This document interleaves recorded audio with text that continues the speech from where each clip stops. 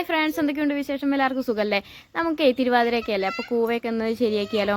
അപ്പോൾ കൂവയുടെ തൊലിയൊക്കെ കളഞ്ഞ് കൂവയൊക്കെ നന്നായിട്ട് തൊലിയൊക്കെ കളഞ്ഞെടുത്തിട്ടുണ്ട് കേട്ടോ. ഇനി അതിൻ്റെ സൈഡ് ഭാഗമൊക്കെ ചെത്തിയെടുത്തിട്ട് നന്നായി കഴുകിയെടുക്കാം.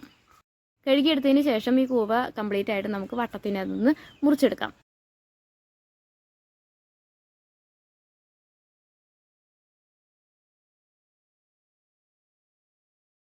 ഇതുപോലെ എല്ലാ കൂവയും വട്ടത്തിന് മുറിച്ചെടുത്തിട്ട് നമുക്കിത് മിക്സിയിലിട്ടിട്ട് നന്നായി അരച്ചെടുക്കാം.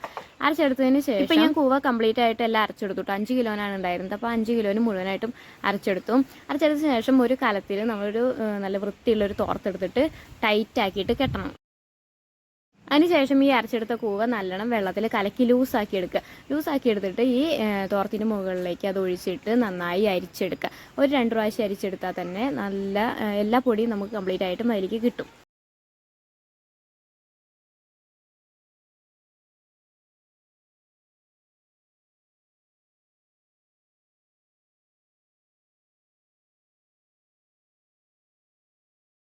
ഇതിപ്പോൾ ഞാൻ അരച്ചെടുത്തത് അങ്ങനെ തന്നെ ഒഴിക്കുകയാണ് ചെയ്തത്. അത് നന്നായി ലൂസാക്കിയിട്ട് ഒഴിച്ചാലാണ് കേട്ടോ അത് പെട്ടെന്ന് നമുക്ക് അരിച്ചെടുക്കാൻ കിട്ടുള്ളൂ. 2 പാത്രത്തിലായിട്ടാണ് കേട്ടോ ഞാനത് അരിച്ചെടുത്തത്. അപ്പോൾ ആ അരിച്ചെടുത്തത് നമുക്കത് ഊറാൻ വേണ്ടി വെക്കുക. എന്നിട്ട് പിറ്റേ ദിവസം രാവിലെയാണ് നമുക്കത് ഊറ്റിയെടുക്കാനുള്ളത്.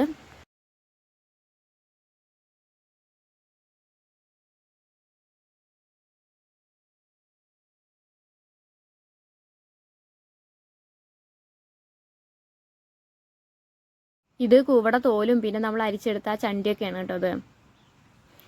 അപ്പോൾ അതൊക്കെ കളയാനുള്ളതാണ്. ഇനി നമുക്ക് ഈ വെള്ളം മുഴുവനും ഊറ്റിയെടുക്കുക. ഊറ്റിയെടുത്ത് കഴിഞ്ഞാൽ അതിൻ്റെ അടിയിലായിരിക്കും ആ പൊടി ഉണ്ടാവുക, കൂവട പൊടി ഉണ്ടാവുക. അപ്പോൾ നമുക്ക് ഈ വെള്ളം കംപ്ലീറ്റ് ആയിട്ട് ഊറ്റിയെടുക്കാം.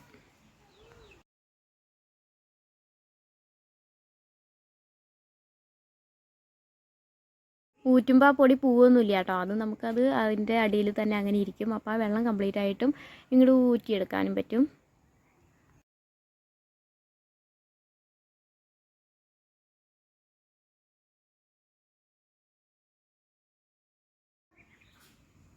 അപ്പോൾ ഇതാണ് കേട്ടോ അതിൻ്റെ അടിയിലുള്ള പൊടി എന്ന് പറയുന്നത്. ഇത് നമുക്കൊരു സ്പൂൺ വെച്ച് എടുത്തിട്ട് ഒരു നല്ല തോർത്തിലേക്ക് തന്നെ എടുത്ത് മാറ്റിയതിന് ശേഷം ഉണക്കാൻ വയ്ക്കാം. നന്നായി പൊടി ഉണങ്ങിയതിന് ശേഷം ഒരു ജാറിലിട്ട് അടിച്ചെടുത്ത് കഴിഞ്ഞിട്ട് നല്ല നൈസായിട്ടുള്ള പൊടി കിട്ടും. അതുകൊണ്ടാണ് നമ്മൾ കൂവപ്പായസം ഉണ്ടാക്കുന്നത്.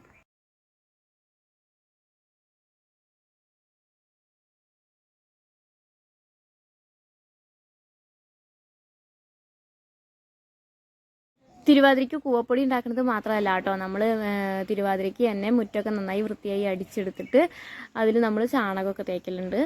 അപ്പോൾ അതിന് വേണ്ടിയിട്ട് മുറ്റത്തെ കല്ലും മണ്ണൊക്കെ നന്നായി അടിച്ച് കളഞ്ഞതിന് ശേഷം നമുക്ക് ചാണകമൊക്കെ എടുത്ത് കൊടുത്തിട്ട് ചാണകമൊക്കെ ഒന്ന് കലക്കിയെടുക്കാം. വലിയൊരു പാത്രത്തിൽ നിറയെ വെള്ളം എടുത്തിട്ട് അതിൽ കുറേശ്ശെ ചാണകം ഇട്ടിട്ട് കട്ടയൊന്നും ഇല്ലാതെ നന്നായി കലക്കിയെടുക്കുക. എന്നിട്ട് അത് കൊണ്ട് കുറേശ്ശെ മിറ്റത്ത് കൂടെ ഒഴിച്ചിട്ട് നമുക്കത് നന്നായിട്ട് ചൂലും കൊണ്ട് ഇങ്ങനെ അടിച്ചെടുക്കുക. അങ്ങനെയാണ് കേട്ടോ മുറ്റം തേക്കുന്നത്.